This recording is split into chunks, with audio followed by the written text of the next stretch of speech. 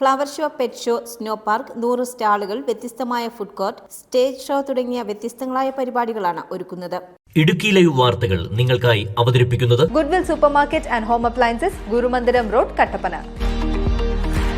ഫെസ്റ്റിൽ നിന്ന് കിട്ടുന്ന ലാഭവിഹിതം 34 വാർഡുകളിലും ജീവകാരുണ്യ പ്രവർത്തനങ്ങൾക്ക് നൽകുമെന്നും നഗരസഭാ ചെയർപേഴ്സൺ ബീന ടോമി പറഞ്ഞു. ഫെസ്റ്റിന് എല്ലാ പിന്തുണയും നൽകുമെന്ന് വൈസ് ചെയർമാൻ KJ ബെന്നി പറഞ്ഞു. കട്ടപ്പന ഫെസ്റ്റ് ഈ വരുന്ന ഏപ്രിൽ 11 മുതൽ 23 വരെ കട്ടപ്പന മുനിസിപ്പൽ ഗ്രൗണ്ടിൽ നടത്തുന്നതിന് ഇന്ന് ചേർന്ന കൗൺസിൽ യോഗം തീരുമാനിച്ചിട്ടുണ്ട്.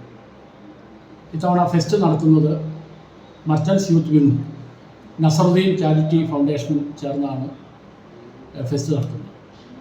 ഫെസ്റ്റിൽ നിന്ന് ലഭിക്കുന്ന വരുമാനം ഏകദേശം 12 ലക്ഷത്തോളം രൂപ വരുമാനം ലഭിക്കും എന്നാണ് കണക്കുകൂട്ടുന്നത്. ആ 12 ലക്ഷത്തോളം രൂപ നമ്മുടെ നഗരസഭയിലെ ജീവകാരുണ്യ പ്രവർത്തനങ്ങൾക്കായി ക്യാൻസർ, കിഡ്നി, ഡയാലിസിസ് അങ്ങനെ മാരകമായ രോഗങ്ങൾ പെട്ട് കഷ്ടപ്പെടുന്ന ആളുകൾക്ക് വിതരണം ചെയ്യുന്നതിന് വേണ്ടിയാണ് നഗരസഭ കൗൺസിൽ യോഗം തീരുമാനിച്ചിരിക്കുന്നത്.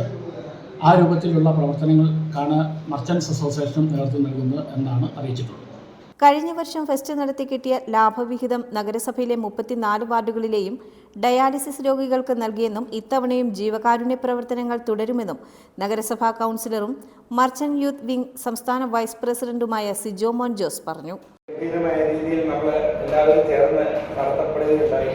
അപ്പം ഈ പ്രാവശ്യവും നടത്തണം എന്നുള്ള ഒരു ആഗ്രഹങ്ങളുണ്ടായിരുന്നു. അപ്പം സാഹചര്യവശാൽ അത് ഇച്ചിരി നീണ്ടുപോവുകയും വളരെ പെട്ടെന്ന് തന്നെ അവധിക്കാലമൊക്കെ ആയത് കാരണം വിഷു, റംസാൻ ഒക്കെ കൂടി വരുന്ന ഒരു സമയത്ത് നടത്തുവാനായിട്ട് ഇത് നിങ്ങൾക്ക് എല്ലാവർക്കും അറിയാം. നമ്മൾ കട്ടപ്പന ഫെസ്റ്റ് കഴിഞ്ഞ പ്രാവശ്യം നടത്തി കഴിഞ്ഞപ്പോൾ ഉണ്ടായ ലാഭവിഹിതങ്ങളൊക്കെയും നമ്മളിവിടെയുള്ള നിർധനരായിട്ടുള്ള ആൾക്കാർക്ക് കൊടുക്കുകയാണ്. മൊത്തം തുകയും ഒരുമിച്ച് ചെലവഴിക്കുന്ന രീതിയിൽ ചെയ്തില്ല. അതിൻ്റെ ഒരു വീതം എല്ലാ വർഷവും ചെയ്യത്തക്ക രീതിയിലുള്ള ക്രമീകരണമാണ് ചെയ്തിരിക്കുന്നത്. അപ്പോൾ തീർച്ചയായിട്ടും ഈ പ്രാവശ്യവും കട്ടപ്പന മർച്ചൻസ് അസോസിയേഷനും നസറുദ്ദീൻ ആൻഡ് മാരി ചാരിറ്റബിൾ ട്രസ്റ്റും കൂടെ ചേർന്നുള്ള ഒരു പ്രപ്പോസലാണ്.